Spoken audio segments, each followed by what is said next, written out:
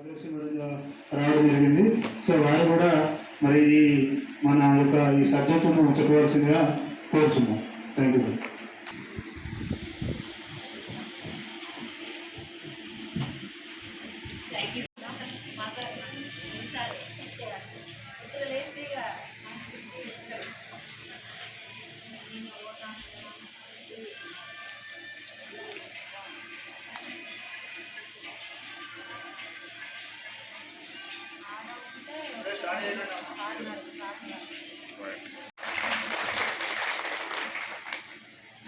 Okay, అక్రమ రవాణా అనేది ఎన్ని రకాలు అనేదాన్ని కూడా రాసుకున్నారు కదా.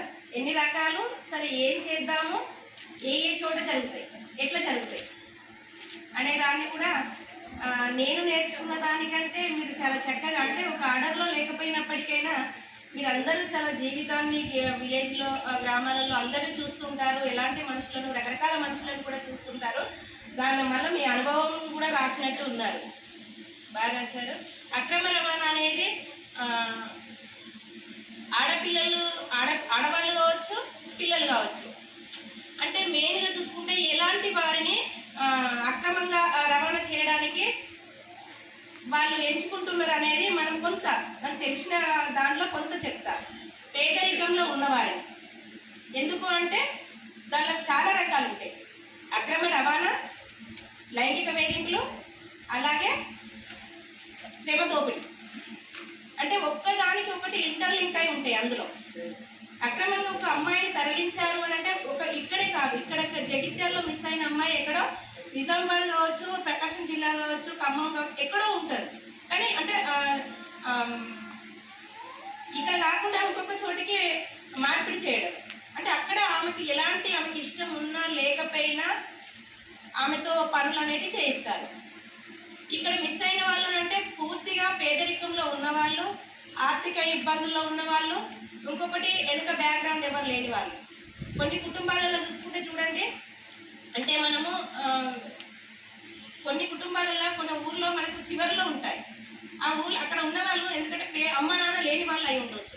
ఎందుకంటే అమ్మ నాన్న తీసుకెళ్లాలంటే అడిగే వాళ్ళు ఎవరైనా ఉంటారా? ఉండరు. పట్టించుకునే నాదులు కూడా ఉండరు. కానీ ఒక సంఘటన జరిగింది అని అంటే నేనున్నాను. కానీ ప్రమాదాన్ని జరిగిన తర్వాత కాదు, ప్రమాదాన్ని చేయమని మగవాళ్ళ కంటే ఎక్కువ తెలివి కానీ ఆలోచన కానీ ఆడవాళ్ళు ఆ శక్తిని కలిగి ఉంటారు, ఆ సామర్థ్యాన్ని కూడా కలిగి ఉంటారు.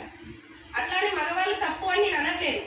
కానీ ఒక చిన్న ఉదాహరణ ఏంటి అంటే, వాళ్ళు కష్టం చేసి ఒక బండ కొట్టి ఒక 100 రూపాయలు తీసుకొస్తాడు. ఆ 100 రూపాయలు మగవాళ్ళు ఏం చేస్తారు, ఒకటే రోజుకు ఖర్చు పెడతారు.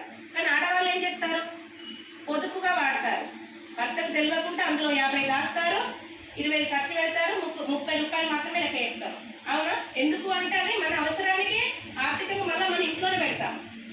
సరే, అదే విధంగా చూసుకుంటే ఆ పిల్లలని అక్రమంగా చేసే వాళ్ళు ఏంటంటే కొంచెం అంటే చూడడానికి వీళ్ళు చేస్తారు అనేటట్టు ఉండరు, చూడడానికి బాగానే ఉంటారు. ఇంకొకటి కొత్తగా ఎక్కడ జరుగుతుందంటే కుట్టు మిషన్ల దగ్గర కూడా అనేది వాళ్ళకు చెప్పాలి. అదొకటి అయితే అట్లా మోటివేషన్ చేసినప్పుడు వాళ్ళు ఇంట్లో తల్లి కొట్టినా తిట్టినా ఏమవుతుందంటే ఆమె కంప్లీట్గా వెళ్ళిపోతుంది. అక్కడికి వెళ్ళిపోయిన తర్వాత వాళ్ళు చూస్తే ఊరుకుంటారా? ఇట్లాంటి విషయం తెలిసినప్పుడు సఖి వాళ్ళు లేదంటే 100 వాళ్ళు చైల్డ్ లైన్ వాళ్ళు వెళ్ళి వాళ్ళను కేసు ఫైల్ చేస్తారు కదా. అట్లా ఉండకుండా వాళ్ళకు సంబంధించిన వేరే వేరే ప్రాంతాలకు తరలిస్తున్నారు. అట్లాంటప్పుడు అంటే ఆ పాపకి ఇష్టం ఉన్నా లేకపోయినా కొన్ని ఇష్టంగా వెళ్తున్నారు పిల్లలు. కొంతమంది అయిష్టంగా వెళ్ళినప్పటికైనా పరిస్థితి తిండికి లేక మాత్రమే. ఎందుకు అని అంటే ఇప్పుడు ఇది ఎందుకు చెప్పాల్సి వచ్చిందంటే, మనకు జగిత్యాల నుంచి అక్కడి నుంచి ఒక అమ్మాయి పారిపోయి వచ్చింది. అర్ధరాత్రి ఒక ఆటో వ్యక్తి తనకు హెల్ప్ చేయడం ద్వారా మేము పారిపోయి ఇక్కడికి వచ్చినప్పుడు మన సఖికి పోలీసు వాళ్ళు తీసుకొచ్చినప్పుడు ఆమె జరిగిన విషయం, ఎందుకు నువ్వు ఈ వృత్తిలోకి రావడానికి గల కారణం ఏంటి అని అంటే ఈ స్టోరీ అంతా చెప్పుకొచ్చింది. అంటే పిల్లలు ఒక్కసారి ఏదైనా కూడా 1-2 సార్లు మాత్రమే ఏదైనా బాగుంటుంది, అది ఎప్పుడైనా ప్రమాదకరం. ఆ విధంగా వాళ్ళకి వెళ్ళిపోతున్నారు. ఇంకో చిన్న పిల్లల్ని ఏం చేస్తున్నారు అని అంటే కూలి పనులు పెట్టడం. వాళ్ళు ఎదిగే వయసు వచ్చే వరకు కూలిలో శ్రమ దోపిడీ అంటాం కదా. ఎందుకంటే ఇప్పుడు మనం మా పెద్దవాళ్ళం కాబట్టి 8 గంటల కంటే నేను ఎక్కువ పని చేయలేను. ఒకవేళ అంతకంటే ఎక్కువ చేయాలి అని అంటే నాకు ఎక్కువ వేతనం కావాలనేది మనం కొట్లాడతాం. అవునా? కానీ పిల్లలు అట్లా అంటారా? అనరు. అంటే ఎంత పని చేయించుకున్నప్పటికైనా ఇప్పుడు మీరు షాపులలో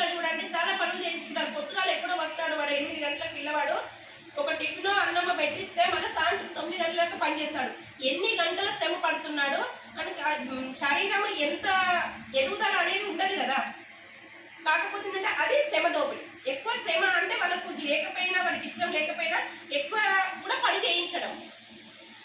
అదే విషయానికి వస్తే ఇంకా అమ్మాయిలు, ఇప్పుడు మహిళల విషయానికి వస్తే అక్రమ రవాణా చేస్తున్నారు అనే కంటే అక్రమంగా మనం ఈ యూట్యూబ్ వచ్చేసినాయి, అరచేతిలో ప్రపంచం.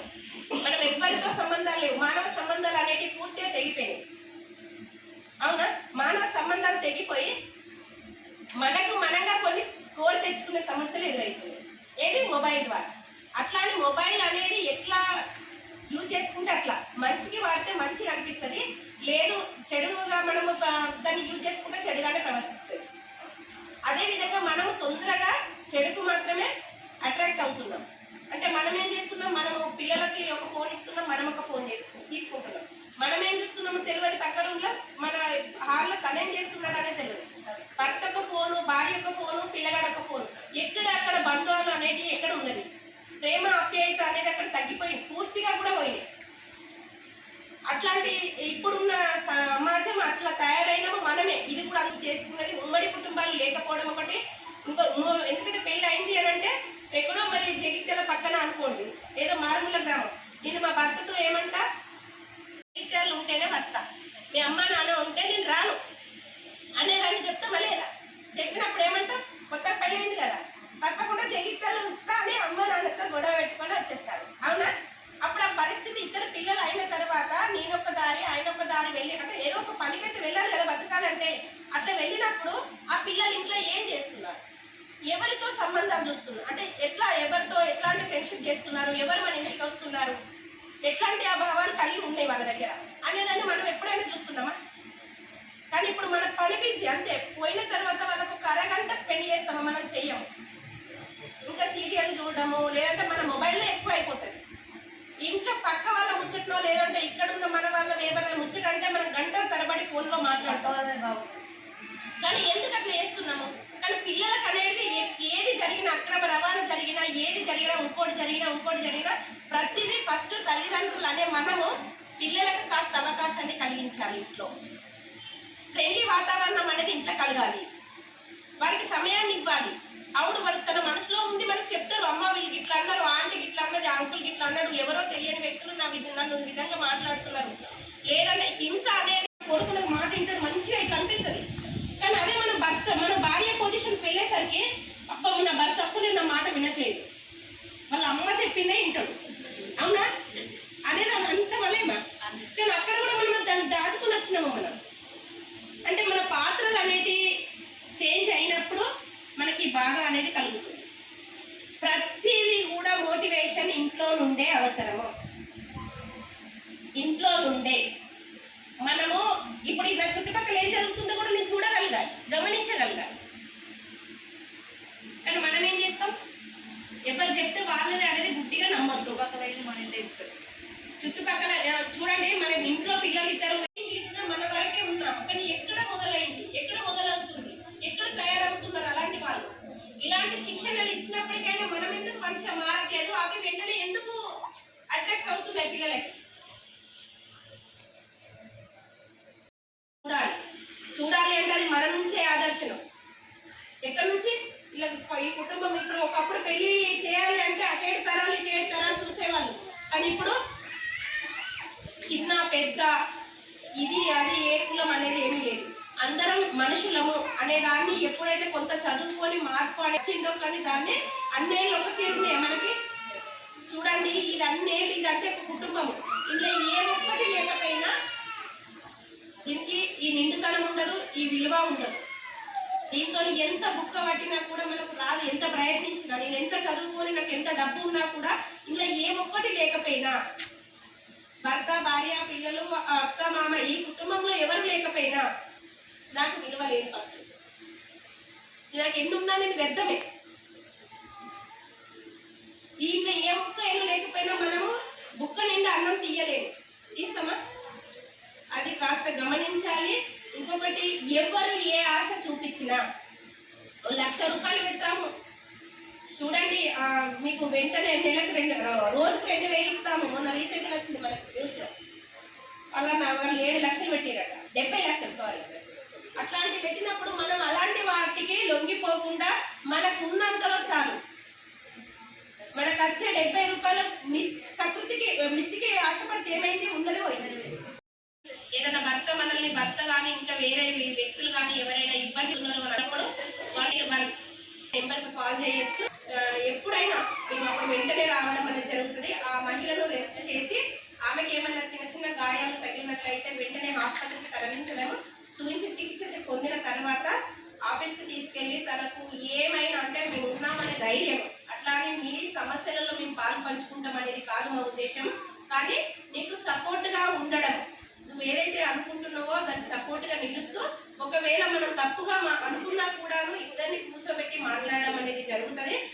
పిల్లలు ఉంటారు కాబట్టి విడాకులు అనేవి అక్కడ ఇవ్వడం అనేది ఉండదు, అలాంటివి కూడా మనం మాట్లాడము. ఇంకొకటి ఇద్దరు కలిసి ఉండాలి అనే దానికి మనం ఒక ఒప్పంద కండిషన్స్ పత్రం రాయించుకొని ఆ ఒప్పంద పత్రం మీద వాళ్ళు పంపించి అట్లా వాళ్ళు వెళ్ళిన తర్వాత కూడా ఒక 6 నెలల వరకు ఫోన్ ఫాలో పని చేయడం జరుగుతుంది. ఒకవేళ అవసరమైతే వాళ్ళ ఇంటికి కూడా వెళ్ళి చూసి రావడం అనేది కూడా జరుగుతుంది. అట్లా సఖిలో మేము 5 సంవత్సరాలుగా వర్క్ చేస్తున్నాము. ఇంకొకటి ఏదైనా పిల్లలు ఉన్నారు అని అనుకుంటారు కాబట్టి వాళ్ళకు లీగల్గా సలహా మాత్రమే ఇవ్వడం అనేది జరుగుతుంది. ఒకవేళ మేజర్గా కేసు ఉండి ఇంకా నిజంగానే భరించలేను అనుకున్నప్పుడు మేము కూడా 2 కుటుంబాలకు హౌస్ విజిట్కి వెళ్ళి వారితో వారికి మాట్లాడిన తర్వాత వారి కుటుంబ సభ్యులతో అలాగే ఆమె నిష్కారంగా ఏది జడ్జిమెంట్ ఉండదు, సఖిలో గోప్యత ఉంటుంది. ఇంకొకటి మనము ఎంత తెలిసినా ఇది రైట్ తప్పనేది అని జడ్జిమెంట్ చేయం, పూర్తిగా విషయం తెలియదు. హింస అనేది 4 గోడలలో మాత్రమే జరుగుతుంది. 4 గోడలలో జరిగే హింస వేరు, బయటకు వచ్చే ప్రపంచం వేరు. అవునా? బయటకు వచ్చే ప్రపంచం వేరు. అక్కడ భర్త బాగానే మాట్లాడతాడు, భార్య బాగానే మాట్లాడతాడు. లోపల ఏం జరిగింది అనేది ఆ ఇద్దరికి మాత్రమే తెలిసి ఉంటుంది. కాబట్టి ఆ ఇద్దరిని 1కి 10 సార్లు మాట్లాడడం అనేది జరుగుతుంది. ఆ తర్వాత నిజంగానే మేజర్గా ఉంది అని అనుకున్నప్పుడు లీగల్గా డిఐఆర్ డొమెస్టిక్ వైలెన్స్ అనేది ఆమె ఇష్టానుసారంగా ఫైల్ చేసి అదేవిధంగా డిఎల్ఎస్ఐకి రిఫర్ చేయడం అనేది జరుగుతుంది. గవర్నమెంట్ లాయర్ను ఇప్పించేంత వరకే సఖి సపోర్ట్ చేస్తుంది. అది సఖిలో చేసే పని. ఒకవేళ ఆ మహిళ మనకు వచ్చిన తర్వాత ఇక్కడ ఎక్కడికి వెళ్ళడానికి అవకాశం లేదు కాబట్టి సఖిలో 5 నుంచి 6 రోజుల వసతి కల్పించడం అనేది జరుగుతుంది. తనకు ఎన్ని అవసరాలు ఉంటాయో ఆడవారికి వారికి వెల్కమ్ కిట్ అనేది ఇవ్వడం అనేది జరుగుతుంది. ఇవన్నీ కూడా ఉచితంగానే, ఏ ఒక్కరు కూడా రూపాయి ఎవరు అడిగినా కూడా ఇవ్వాల్సిన అవసరం లేదు సఖిలో. ఇది సఖిలో చేసే పని. ఇంకొకటి అవకాశం అనేది వివరంగా చెప్పడం జరిగింది వారు. సో ముఖ్యంగా ఇంతకుముందు సార్లు వచ్చేందుకు మీరు రాసి ఇవ్వడం జరిగింది. సో సాధారణంగా అక్రమ రవాణా అంటే ఎక్కువగా ఎవరు గురవుతారు అక్రమ రవాణాకు? మహిళలు, పిల్లలు, చిన్నపిల్లలు, యువతులు, తర్వాత పేదరికంలో మగ్గుతున్నవారు, గ్రామీణ ప్రాంతాలలో ఎక్కువ ఉన్నవారు. సో వారిని బలవంతంగానో లేకుంటే వారిని ఏదో విధంగా ఆకర్షణకు గురి చేసో ఏదో మభ్యపెట్టో ఆ విధంగా వారు అక్రమ రవాణాకు గురవుతున్నారు. సో ముఖ్యంగా ప్రపంచంలో ఎక్కువగా మాదక ద్రవ్యాలు, ఆయుధ రవాణా తర్వాత 3వ అతిపెద్ద అక్రమ రవాణా ఏంటిదంటే మానవ రవాణా. ఇది ప్రపంచవ్యాప్తంగా దాదాపు 186 దేశాల్లో పట్టి పీడిస్తున్న ఒక అత్యంత భయంకరమైన ఒక వ్యవస్థ రూపుదిద్దుకొని ఉన్నది.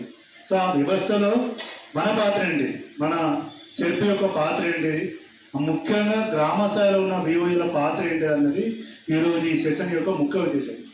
ఆ వివోఏలకు ఏ విధంగా గ్రామ సమస్యలు సహకరించాలనేది ముఖ్య పాత్ర.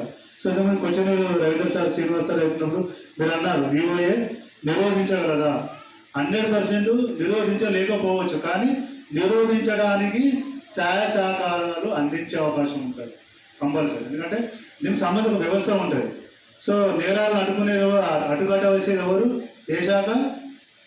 సో రక్షణ శాఖ అనేది ఉంటుంది. సో వారికి ఏమైనా సహాయ సహకారం అందించవచ్చు. సో వారికి ఈ విధంగా జరుగుతుంది మా గ్రామ స్థాయిలో అని చెప్పి.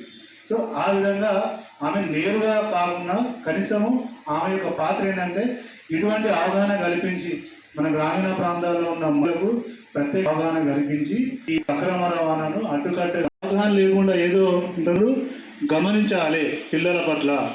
అది అమ్మాయిలు కావచ్చు, అబ్బాయిలు కావచ్చు. ముఖ్యంగా తల్లిదండ్రుల పాత్ర ముఖ్యంగా చాలా ఇంపార్టెంట్. అలాగే ఇరుగు పొరుగు వారు కూడా తెలుసు కానీ వాళ్ళు చెప్పలేకపోతారు. కానీ తెలియజెప్పాలి. సో వాళ్ళ పేరెంట్స్ ఏమనుకుంటారో అని కాకుండా, అమ్మ మీ వాళ్ళు ఇట్లా చేస్తున్నారు చూడండి జాగ్రత్తగా. తర్వాత ఈ మధ్య మీకు తెలుసు అన్నీ ఆన్లైన్లో మొబైల్ ద్వారానే ఏదైనా కూడా చేయడం జరుగుతుంది, చాటింగ్.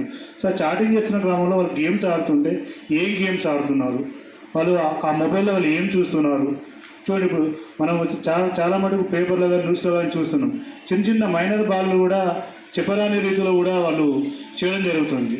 సో అటువంటి ఎందుకు చేస్తున్నారు, దాని యొక్క కారణం ఏంటిది? సో ముఖ్యంగా మన పేరెంట్స్ అనేది మనం ఆ పిల్లల్ని ఏ విధంగా పెంచాలి, ఏ విధంగా అబ్జర్వ్ చేయాలి అనేది మనం చాలా చాలా చాలా జాగ్రత్తగా తెలుసుకోవాలి. చట్టం, సో ఆ చట్టం చాలా బలమైన చట్టం అది. సో ఆ చట్టం కింద కేసు నమోదైతే అది ఇది కనీసము 14 సంవత్సరాల వరకు, 10 నుంచి 14 సంవత్సరాల వరకు శిక్ష అనేది ఉన్నది. సో ఆ శిక్ష అనేది దీని గురించి తెలవాలంటే నేను ఒకటి చెప్పగలుగుతానమ్మా. ఈ మధ్య ఒక సినిమా వచ్చింది తెలుసా, కోర్టు సినిమా నచ్చింది, బాలాజీలో వస్తుంది, నడుస్తుందమ్మా.